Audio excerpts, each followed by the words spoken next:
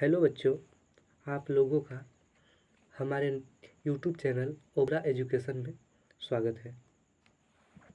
हम आप लोगों को इकोनॉमिक्स पढ़ाना चाहते हैं। तो हमने देखा कि आप लोगों का परीक्षा का समय अत्यधिक निकट आ गया है, तो सोचा कि कुछ बिना समय बर्बाद किए ही मैं बताना चाहता हूँ कि आप लोगों को मैं इकोनॉमिक्स का कुछ ज्ञान देना चाहता हूँ। तो देखते हैं बच्चों, इकोनॉमिक्स आखिरकार होता क्या है। पहले तो आप लोग अन्य शिक्षकों के द्वारा तो पढ़ा ही होगा, लेकिन मैं कुछ नए जानकारी को देना चाहता हूँ। देखिए, आप लोग ये पुस्तक तो देखे होंगे, हमारी अर्थव्यवस्था, जो कक्षा 10 की जो ये पुस्तकें हैं, आपने तो अभी तक पढ़ा होगा, तो मैं इसे कुछ विस्तार पूर्वक बताना चाहता हूँ। तो देखिए, ये जो इकोनॉमिक वर्ड है, इकोनॉमिक्स, ये आखिर होता क्या है। तो इकोनॉमिक्स ये होता है, देखिए कि मीनिंग्स ऑफ इकोनॉमिक्स यानी कि अर्थव्यवस्था का अर्थ, यानी इकोनॉमिक दो शब्दों से मिलकर बना है, इको प्लस नॉमी, इको प्लस नॉमिक्स, ठीक। तो यानी कि इकोनॉमी मतलब संसाधनों का प्रयोग, इकोनॉमी मतलब रिसोर्स, और नॉमी मतलब एलोकेशन यानी प्रयोग। तो आप लोग संसाधन का प्रयोग किन किन चीज़ों में किया करते हैं, जैसा कि आप लोग जानते हैं। देखिए कि संसाधन का प्रयोग ढेर सारे काम काज, यानी कि कृषि, पूंजी, श्रम, शिक्षा, इसमें आप लोग करते हैं। तो उसी प्रकार संसाधन जो होते हैं वो क्या होते हैं, दीर्घायु होते हैं या अल्पायु होते हैं, यानी लंबे समय के लिए होते हैं या अल्प समय के लिए होते हैं। तो आप लोगों ने सोचा होगा कि हम खूब चापाकल से पानी निकाल रहे हैं, ख़त्म ही नहीं होगा, आप लोग बहाते चले जा रहे हैं, लेकिन जो चापाकल से जो पानी निकलता है वो क्या होता है, उसका भी एक सीमित समय होता है। जैसा कि आप लोग देखते हैं कि एक जार में आप लोग 1 लीटर पानी भर दिए, उसको उसके नीचे वाले सिरे में एक छिद्र कर देंगे, तो क्या होगा, पानी जो है बूंद बूंद रिसते हुए उसका क्या होगा, पूरा ही पूरा समाप्त हो जाएगा। उसी प्रकार हमारा यह संसाधन होता है। जैसा कि संसाधन को बताया जाता है कि संसाधन को सुचारू रूप से चलाने के लिए दो लोगों की आवश्यक होती है, एक उपभोक्ता और दूसरा उत्पादक, यानी कि कंज्यूमर और प्रोड्यूसर, ठीक। कंज्यूमर और प्रोड्यूसर। तो कंज्यूमर आखिरकार बोलते किसको है, यानी कंज्यूमर जो होते हैं उसको उपभोक्ता कहा जाता है, और प्रोड्यूसर जिसको उत्पादक कहा जाता है। तो हम लोग देखा होगा, हम लोगों ने, आप लोग भी देखा होगा कि जो कृषक लोग हैं वो क्या है, तो उन लोग प्रोड्यूसर हैं, यानी कि वो लोग क्या करते हैं, भोजन का निर्माण करवाते हैं, यानी फसल को उपजाऊ बनाते हैं, फसल को बनाते हैं, फसल को उगाते हैं। और हम लोग क्या है, उपभोक्ता हैं, यानी ग्राहक है। तो हम लोग क्या करते हैं, उनके फसल को काट करके, जब कृषक लोग फसल को काट करके बाज़ार में बेचते हैं तो हम लोग क्या करते हैं, उसको खरीदते हैं। तो ये बताया जाता है कि संसाधन जो है दो मुख्य स्रोतों के कारण चलता है, यानी पहला उपभोक्ता और दूसरा उत्पादक। इसमें मुख्य कारण जो है उत्पादक होते हैं। जब तक अगर उत्पादक नहीं होते हैं तो क्या होगा, हमारा जो सामान जो है हम लोग किसी से ग्रहण नहीं कर सकते हैं, कहीं से ग्रहण नहीं कर सकते, जब तक कृषक जो है भूमि से क्या करेंगे, सामान को नहीं निकाल पाएंगे, यानी कि खेती नहीं कर पाएंगे, अच्छे ढंग से पूर्ण रूप से खेती नहीं करेंगे, तो क्या होगा, हम लोग खा नहीं पाएंगे। तो सबसे प्रथम बार यह बताया जाता है कि कृषक को, लोगों को भगवान का दर्जा देना चाहिए। जब तक कृषक न हो तो क्या होगा, तो हम लोग रह नहीं सकते हैं। तो देखिए, ये बताया जाता है कि जो उपभोक्ता होते हैं, उपभोक्ता क्या होते हैं, कम समय के लिए होते हैं, यानी उसके पास जब तक पैसा हो और समय हो तब तक वो खर्च करेंगे, और उत्पादक होते हैं, उत्पादक के लिए 5 गो कारक रहना चाहिए। जब तक बेचारे के पास भूमि नहीं रहेगा, वह दूसरा मेहनती नहीं रहेंगे, तीसरा उनके पास पूंजी नहीं रहेगा, और चौथा संगठन यानी एकजुटता नहीं रहेगी तो क्या करेंगे? कुछ तो नहीं कर सकते। तो इसलिए बताया जाता है कि प्रोड्यूसर जो है उनके पास 5 चीज़ें आवश्यक रहना चाहिए: भूमि, श्रम, पूंजी, संगठन और समिति। तो क्या होता है, संसाधन क्या होता है? लिमिटेड होते हैं। पहले ही हम आपको बता दिए कि संसाधन जो है एक लिमिटेड होते हैं, यानी कि जैसे आप लोग को उदाहरण बताया कि जार में 1 लीटर पानी भर देते हैं, उसको उसके नीचे वाले सिरे को छिद्र कर देते हैं, तो बूंद बूंद उस जार से सारे पानी बह जाएंगे। तो उसी प्रकार संसाधन होता है। तो संसाधन में बताया जाता है कि मान लिया जाए कि हम लोग क्या करते हैं, पानी का अंधाधुंध उपयोग करते हैं, नहरों के द्वारा, मोटरों के द्वारा, चापाकल के द्वारा, नलकूपों के द्वारा अत्यधिक दोहन करते हैं। उसको अगर हमें 1 बाल्टी पानी की ज़रूरत होती है तो पहले आधा बाल्टी बाहर निकाल देते हैं, फेंक देते हैं, और उसके बाद पानी को 1 बाल्टी भरते हैं। तो क्या होता है, हमारा जो संसाधन है वो समाप्त होने वाला है। तो संसाधन को क्या कहा जाता है? लिमिटेड सोर्स, यानी कि सीमित बोला जाता है। और फिर हमारी चाहते क्या है? अनलिमिटेड है, यानी कि असीमित है। जैसे कि बताया जाता है कि सिम में आप लोग देखे होंगे कि आपका पहले क्या होता था, पहले रिचार्ज होता था तो पहले 1 GB रिचार्ज देता था, तो आप लोग 1.5 महीना चलाते थे, 1 महीना चलाते थे। लेकिन अब क्या है, पर डे 1.5 GB डाटा देता है, तो क्या करते हैं आप लोग, उसका यूज पर डे कर लेते हैं या पूरा ख़त्म कर देते हैं। उसी प्रकार हमारा संसाधन जो होता है क्या है, लिमिटेड है, लेकिन हमारी चाहत असीमित है, यानी अनलिमिटेड है। यानी कि संसाधन में पेड़ पौधे जो है तो क्या किया जाएगा, पानी जो है, मिट्टी जो है, कोयला जो है, तो क्या सीमित मात्रा में उसकी है, लेकिन हम लोग क्या करते हैं, उसका अंधाधुंध दोहन करते हैं और उसे बेकार रूप से काम करते हैं, उसे फेंक देते हैं, कहीं इधर फेंकते हैं, कभी उधर फेंकते हैं, कभी तालाब में, नहर में, पोखरा में कोयला को फेंक देते हैं। तो ये क्या है, ये हम लोग उसका प्रकृति का दोहन कर रहे हैं। तो देखिए बच्चों, फिर आगे अध्याय में मैं ये बताना चाहता हूँ, देखिए कि सरकार जो है, थोड़ा सा रुक जाए, कि सरकार जो है इसके लिए क्या कर रही है, सामाजिक कल्याण यानी समाज कल्याण कर रही है। लोगों को ये बताना चाहती है कि आप वृक्ष लगाइए ताकि जो वर्षा हो सके, मानसून भरा रहे, आसमान साफ रहे, अत्यधिक हवा चले और आप लोग बीमार न हो। और ऑडियो के माध्यम से, वीडियो के माध्यम से, लोगों के द्वारा, समूह के द्वारा, कैंप के द्वारा आप लोगों को ये बताती है कि आप लोग सतर्क रहें, सहज रहें, सजग रहें और सभी चिंताओं से दूर रहें। इसलिए सरकार जो है सामाजिक कल्याण करना शुरू कर देती है। तो इसके बाद फिर आगे हम ये बताना चाहते हैं कि इकोनॉमिक्स जो है किन किन आधार पर बांटा गया है। तो इकोनॉमिक्स को 2 आधार पर बांटा गया है।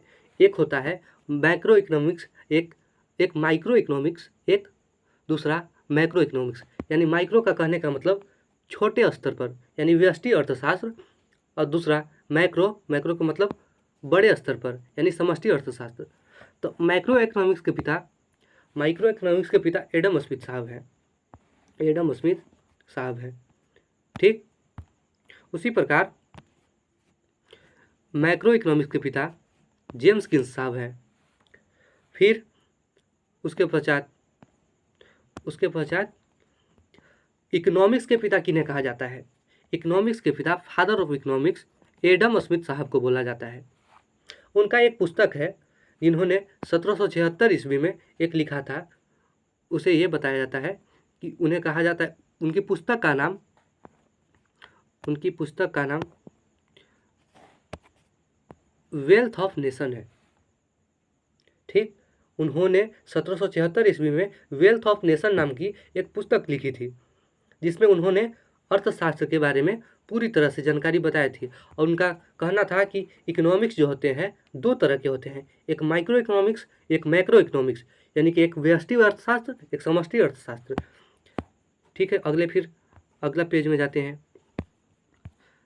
बताया जाता है कि इकोनॉमिक्स जो होते हैं दो तरह के फिर और होते हैं, एक सकारात्मक होते हैं, एक नियामक होते हैं। यानी सकारात्मक कहा जाता है कि क्या था, क्या है और क्या होगा। ठीक, और नियामक उसे बोलते हैं कि क्या होना चाहिए। यानी कि पहले ये बताया जाता था कि हमारे प्रकृति में वन थे, उपवन थे, जंगल थे, कोयला था। तो इसमें क्या था, क्वेश्चन उठ रहा है कि क्या था, क्या होगा, क्या है। लेकिन अब क्या है कि अब सरकार ये बताती है कि आप लोगों को ये करना चाहिए, यानी कि पेड़ पौधों को लगाना चाहिए, फसल को बर्बाद नहीं करना चाहिए, पानी को बर्बाद नहीं करना चाहिए, संसाधन को बर्बाद नहीं किया करना चाहिए। प्रकृति में जितने भी सारे संसाधन हैं उसमें चाहे फसल हो, पेड़ पौधे हो, पत्थर हो, पहाड़ हो, पठार हो, उनका उचित दोहन करना चाहिए। मतलब बताने का, कहने का अर्थ ये है कि अच्छे तरह से उनका प्रयोग करना चाहिए। अगर आपको मान लिया जाए 5 kg चावल का भुगतान आप करना चाहते हैं तो सिर्फ 5 kg चावल लाए। ये न कर ले कि हमें फ्री में मिल रहा है तो हम क्या कर ले, ढेर सारा बटोर करके 10 kg लान ले और उसे बाजार में बेच करके अपना रोजी रोटी यानी ऐश मौज करे, यानी फिजूल खर्च करे। फिजूल खर्च आखिर होता क्या है? फिजूल खर्च उसे बोलते हैं, हमने आज क्लास में सुना था कि फिजूल खर्च उसे बोला जाता है कि फिजूल खर्च कि पैसा रहते हुए भी, मान लीजिए कि आपके पास कम पैसे हैं लेकिन फिर भी आप बड़े बड़े शौक पाल रखे हैं। जैसा कि मान लिया जाए कि आप, हम तो बताना नहीं है चाहते हैं, लेकिन मान लिया जाए कि आप कार लेना चाहते हैं लेकिन आपकी औकात एक बाइक लेने की नहीं है, तो आप क्या कीजिएगा, किसी लोगों से, बड़े लोगों से कर्ज लीजिएगा। तो कर्ज लेकर के कार लेना ये उचित बात नहीं है। तो मतलब बताया जाता है कि आपके पास जितना रहने का, मतलब न घर के रहोगे न घाट के रहोगे। अगर आप कर्ज ले लिए तो कर्जदार कहाओगे, सूदखोर कहाओगे, यानी सूद खाता है। इसलिए बच्चों कर्ज नहीं लेना चाहिए। मान लिया जाए कि आपके पास 5 रुपये हैं तो 5 रुपये में से भी 2 रुपये बचा लेंगे, 3 रुपये खा लेंगे, ताकि हमें किसी से मांगना न पड़े। मान लिया जाए कि आप लोग स्कूल जाते हैं, कॉलेज जाते हैं, कोचिंग जाते हैं, तो कहीं बाज़ार में आपके स्कूल के आसपास कॉपी बिकना शुरू हो गए, किताब बिकना शुरू हो गए, तरह तरह की किताबें हैं, तो आपके पास पैसे हैं नहीं, तो आप क्या कीजिएगा, तो उस समय में आप जो पैसा बचाए रहेंगे उसको क्या करेंगे, उसी समय खर्च करेंगे। तो खर्च करेंगे तो आपका लाभ भी होगा, तो आपको गार्जियन से पैसा मांगना नहीं पड़ेगा। तो यानी कि आप लोग उचित समय में उचित पैसों का क्या करेंगे, इस्तेमाल करेंगे। ठीक है, ये तो आगे विषय की बात नहीं है, अलग विषय पर चले गए। चलिए, हम लोग इकोनॉमिक्स पढ़ रहे थे। तो इकोनॉमिक्स जो होता है 2 शब्दों से बना है। आप लोग को बताएं, इको प्लस नॉमिक्स यानी कि क्या बताए थे, पीछे देखकर बताते हैं। पीछे ये बताया था कि संसाधनों का प्रयोग, इन संसाधनों का प्रयोग कैसे किया जाता है। फिर आगे देखते हैं, यहाँ आप लोग पढ़ा होगा कि ये क्या है, ये एक देखिए यहाँ इकोनॉमिक्स लिखा हुआ है, एक इकोनॉमी लिखा हुआ है। यानी एक को बोला जाता है अर्थशास्त्र और दूसरा को अर्थव्यवस्था। तो आप लोग सोच रहे होंगे ये क्या पढ़ा रहे हैं सर, लेकिन ये देखिए इकोनॉमिक यानी क्या होता है, इकोनॉमी मतलब अर्थशास्त्र होता है, और इकोनॉमी मतलब अर्थव्यवस्था होता है, जबकि इकोनॉमिक्स मतलब अर्थशास्त्र होता है। यानी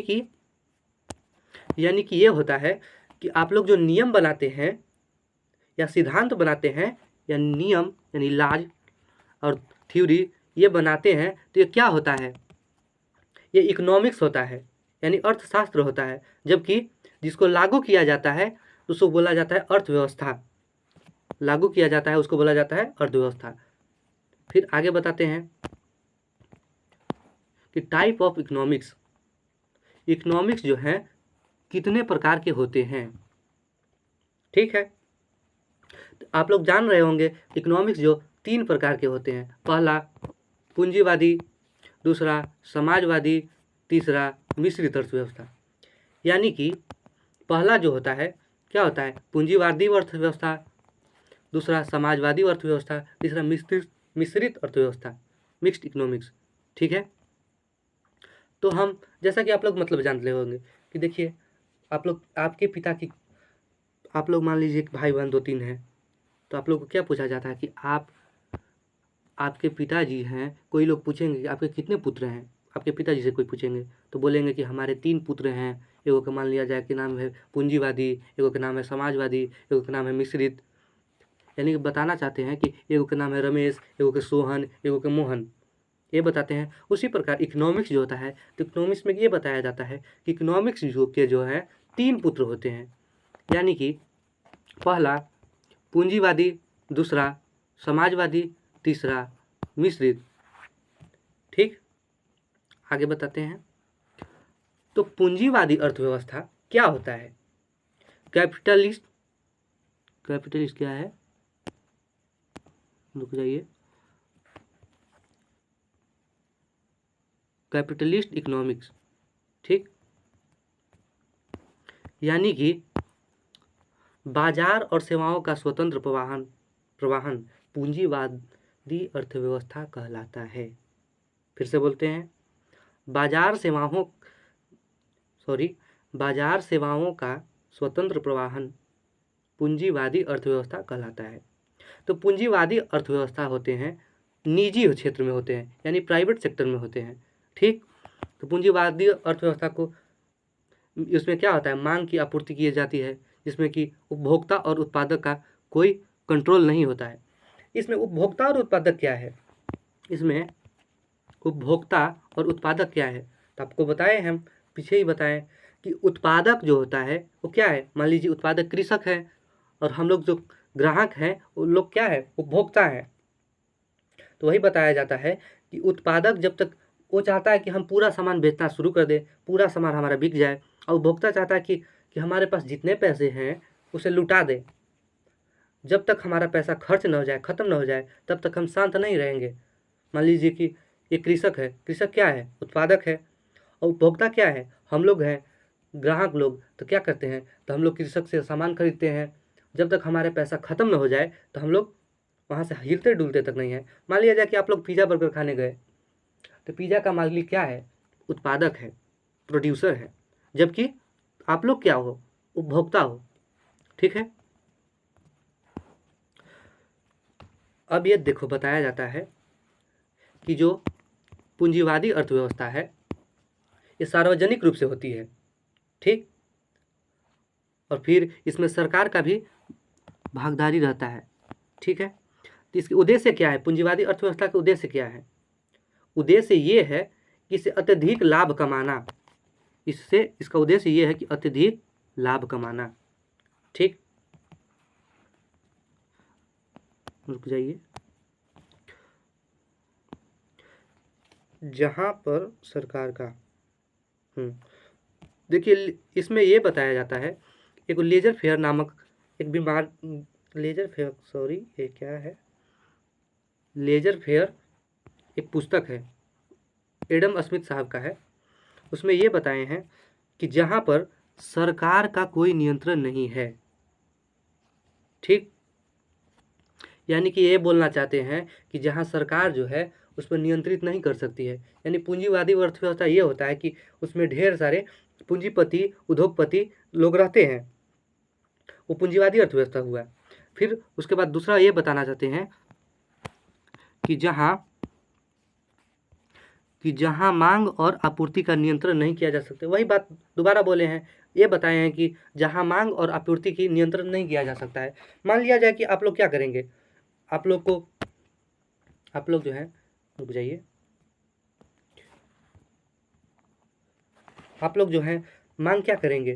ढेर सारा मांग करेंगे, बोलेंगे कि हमें ये चाहिए, पिज़्ज़ा चाहिए, बर्गर चाहिए, चॉकलेट चाहिए, समोसा चाहिए, केला चाहिए, फल चाहिए, अनेक प्रकार के सामान चाहिए। जबकि उत्पादक क्या करेगा? सोचेगा कि हमारा बिक रहा है, हमें तो फ़ायदा मिल रहा है। तो यही बता रहा है एडम स्मिथ साहब, ये बता रहे हैं कि जहाँ मांग और आपूर्ति पर नियंत्रण नहीं हो, मतलब जब तक आप लोग मांगिएगा तब तक वो देना शुरू कर देगा। यही बताया जा रहा है। ठीक है, अगले अध्याय में अगले अध्याय कैपिटलिस्टिक इकोनॉमिक्स। रुक जाए। जो इकोनॉमिक्स जो होते हैं उनके कई सेक्टर हैं।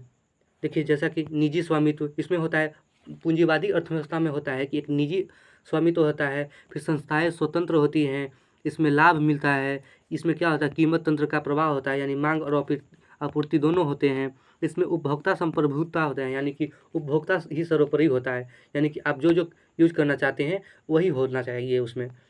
ठीक, इसके आगे क्या होता है कि लेस गवर्नमेंट इंटरफेरेंस, यानी कि कम सरकार का हस्तक्षेप। इसमें यह बताया जाता है कि सरकार जो है इसमें हस्तक्षेप नहीं कर सकती है।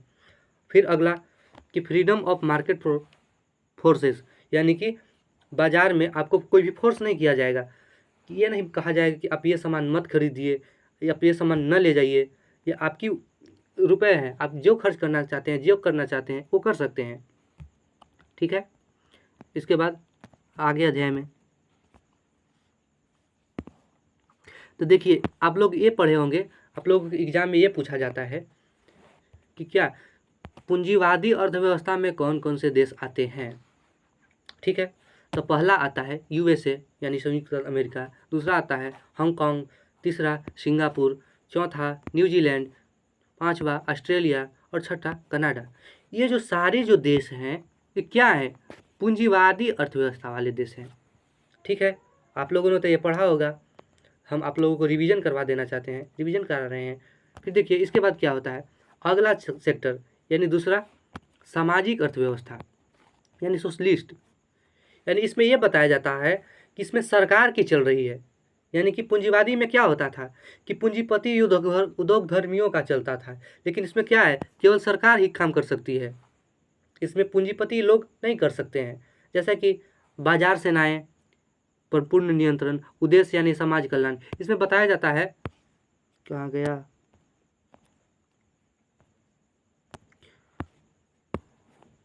हाँ, इसमें यह बताया गया कि बाजार सेवाएं, इस पर पूर्ण नियंत्रण है। यानी बाजार में सेवाएं जो होती हैं, पहले उद्योगपति क्या करते थे, आप लोगों को लाभ देते हैं, प्रचार करना शुरू करते हैं, प्रचार करते हैं, कहते हैं कि हमारे यहाँ फ्री में सामान ले जाइए, इसके बदले में आपको कुछ नहीं लगेगा। फिर उसके बाद कहेंगे कि हमारे यहाँ आइए, फिर सामान को महंगा कर देंगे।